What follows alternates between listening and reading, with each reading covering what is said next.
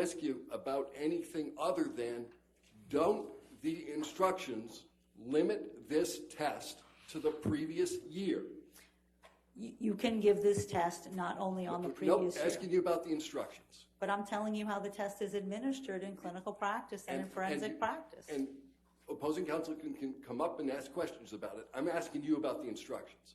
And the instructions say, look over the past year. Yeah, on this, yes, it says that. And you had actual knowledge when you gave the test that Mr. Depp was gone way more than a year before this test. That is correct. Right. All right. Let's look at more instructions. Can we look at 1247, which is already in evidence?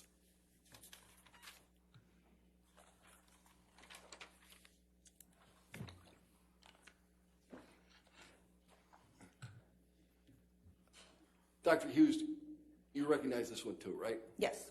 All right. This is what everybody calls the CAPS 5. Correct. All right. Can we go to the first page? Let's blow up the instructions.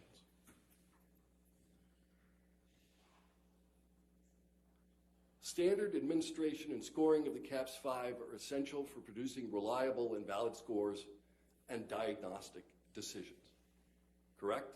Correct. And you know you have to do this in a standardized way because it is the first instruction, correct? Correct. Can we go to the next page? One more. Oh, wait. That's good. This is a page on scoring, and we talked about this last time. Yes. You score these tests by frequency and intensity. Correct. And you'll remember that in every single instance that you were asked to fill in the blank about frequency, you failed to do so, correct? That's not correct. Oh, you filled in any blank on this form with respect to frequency? I filled in the frequency on the side of the caps where I am actually scoring the caps. No, I asked you whether relevance. you filled in a single blank on this form with respect to frequency. Is the answer to that yes or no? I don't know what you mean, a single blank. All right, let's page down. Let's keep going. All right, we'll stay at this page for a second. This is the very first box you're asked to fill in as to, I think, a fairly fundamental question, right? What happened? We talked about this before, Mr. Dennison. I had 88 pages of notes of what happened. It would have been redundant to put it there. You know that you are obligated to produce this test in a way that other people can meaningfully review them. Yes? The people in this case who are meaningfully reviewing them have my 88 pages of notes. All right. But you chose to put absolutely nothing in the box, the standardized box, that said what happened. You don't have to put it in the box if you have it somewhere else. It's because not a, this is not a standardized test? Well, if it's not a research instrument that is used for research, if you're using it for a clinical diagnostic purpose, no, you don't. If you have that data elsewhere. Okay.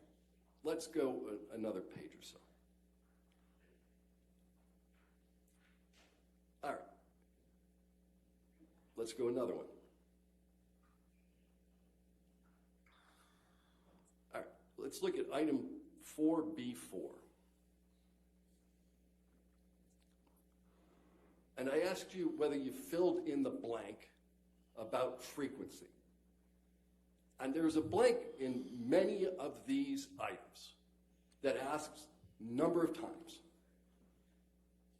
You didn't fill a single one of them in, did you?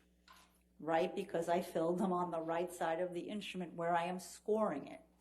And that is the way that you believe that you followed the instructions of a standardized test. Yes, correct. No further questions. All right, redirect. Very briefly.